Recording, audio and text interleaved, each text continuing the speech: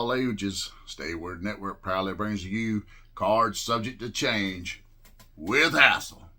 So, this week it is part 2, deuce, however you want to say it, of our 2-part series of what if Sting went to the WWF and the Ultimate Warrior went to Jim Crockett Promotions. So this week we're going to tackle what if the Ultimate Warrior went to Jim Crockett Promotions at WCW. So, much like Sting, he would start out 87 doing enhancement matches, squashing the hell out of these guys. The only difference is he could learn from someone like Dusty Rhodes, who could tell him, baby, you got it. You couldn't sell it if you wanted to. You got it.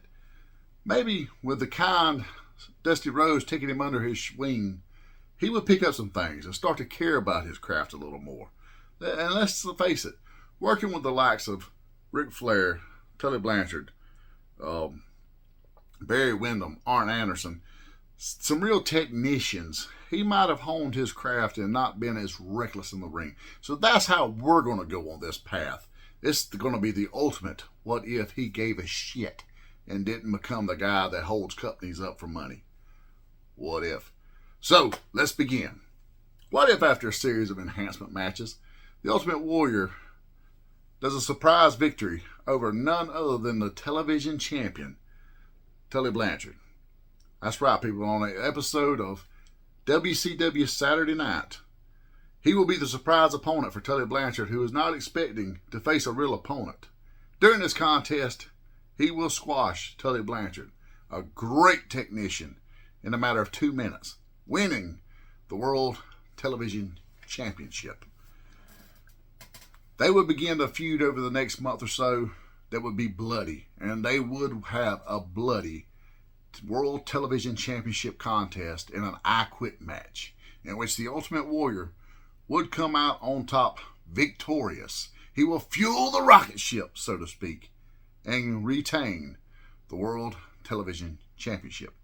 At this point, the next week on WCW Saturday Night, he would be jumped by the Four Horsemen, who would gang him out just for the help of the Road Warriors and Dusty Rhodes, the NWA 6-man tag team champions, to come down and help fend off these just fiendish Four Horsemen who feel the need to just jump him, setting up a match at none other than War Games, the match beyond.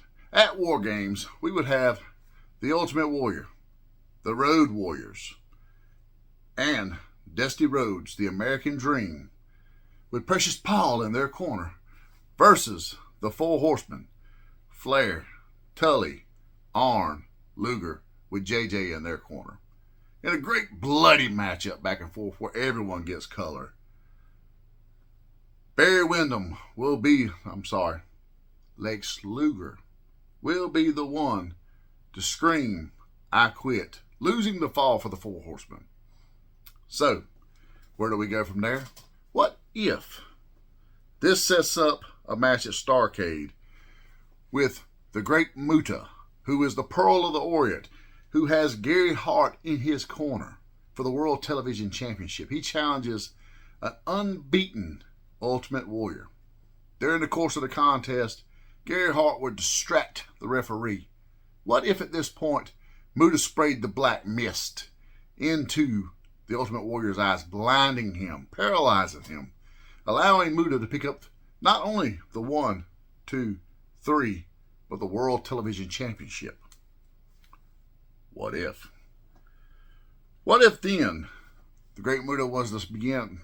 What if, I apologize, I'm tongue-tied, people. It's been a day. What if at this point the Ultimate Warrior was to begin a feud with U.S. champion Barry Windham? Now, Barry was a beast at this point. You're talking 88 to 89.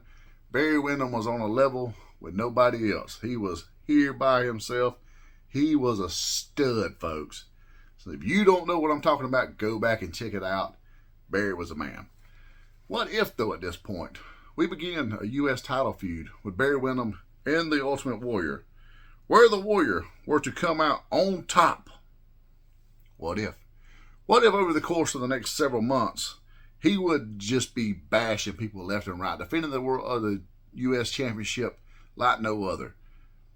Each week, gaining a little more credibility,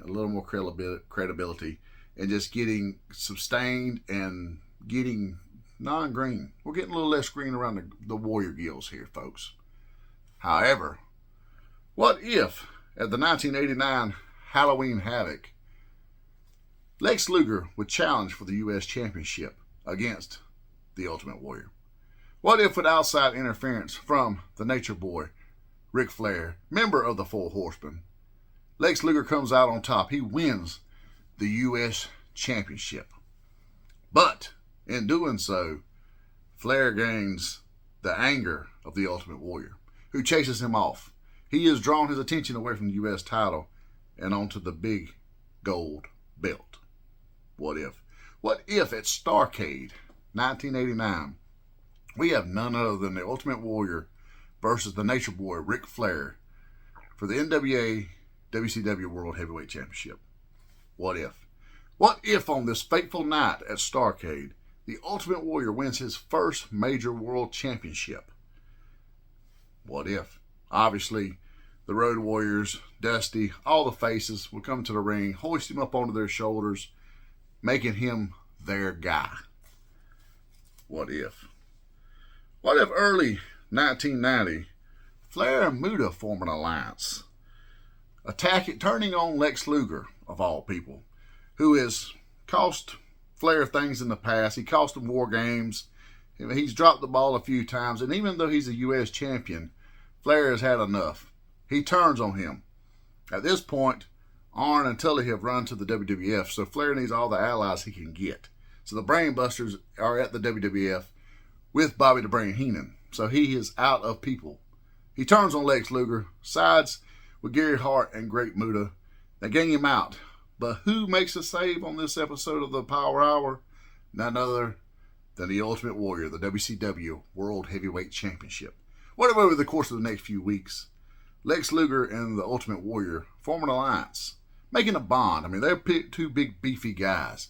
But what if they make a bond that go on in time and transcend to later in the careers? What if? What if they team together on Saturday night's main event against Flair and Flair and Muta getting the better of the two and get the W, thus solidifying world and U.S. champion at the top of the level? What if? He would hold the title all throughout the summer, defending against great people, great champions, beating the hell out of them until he faces a mystery opponent in the 1990 Halloween Havoc. Now, as you know, this will be the same pay-per-view that Paul Lee Dangerously would say he has a mystery opponent. Paul Lee Dangerously and the Dangerous Alliance will say, Warrior, we have somebody. We got a kryptonite for you. We got somebody that's beat your kind before. We got the Halloween Phantom. That's right, people. Can't make that up. It happens. That's right. So you got the Ultimate Warrior versus the Halloween Phantom. Now, Warrior is throwing off his A game against this Halloween Phantom because not only is the man skilled, but he doesn't know who it is. Over the course of this matchup, it goes back and forth. Warrior finally starts to get the upper hand, but you got Paul Lee and Medusa on the outside of the ring. Medusa distracts the referee.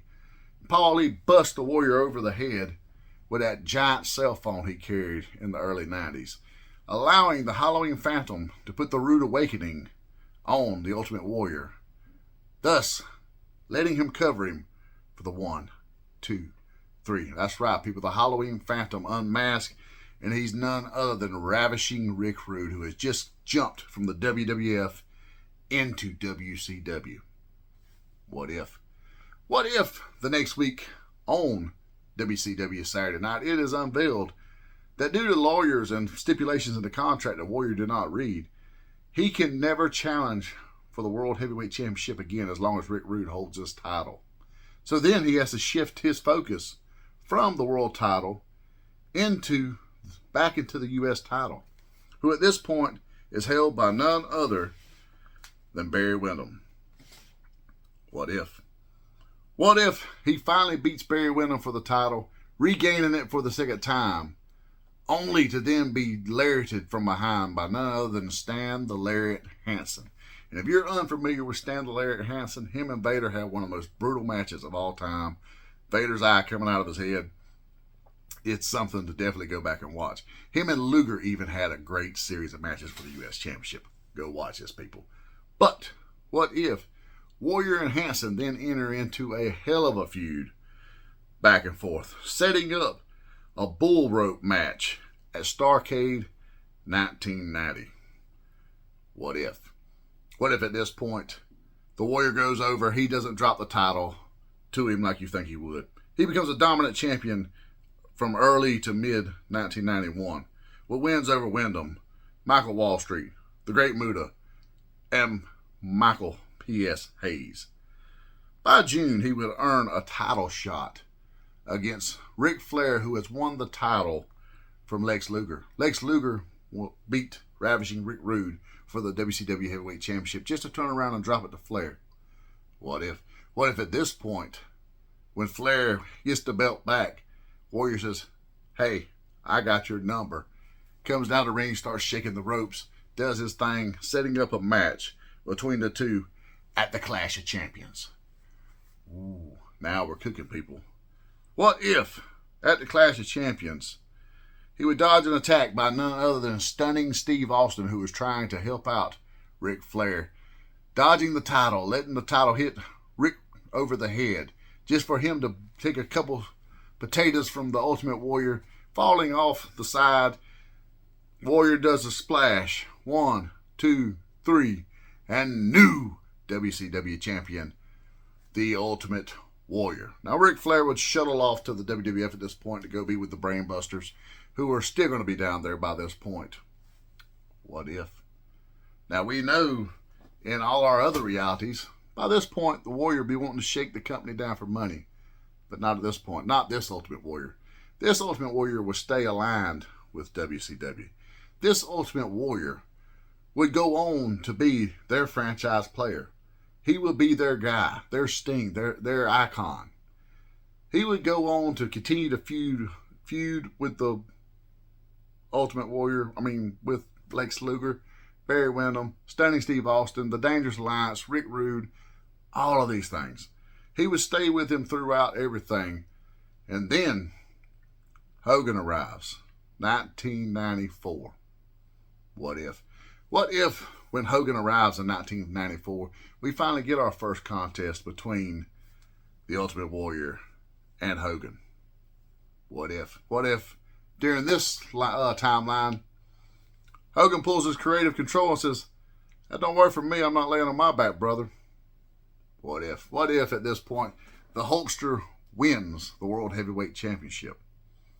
What if? We know where this goes. If we stay the course, the NWO arrives.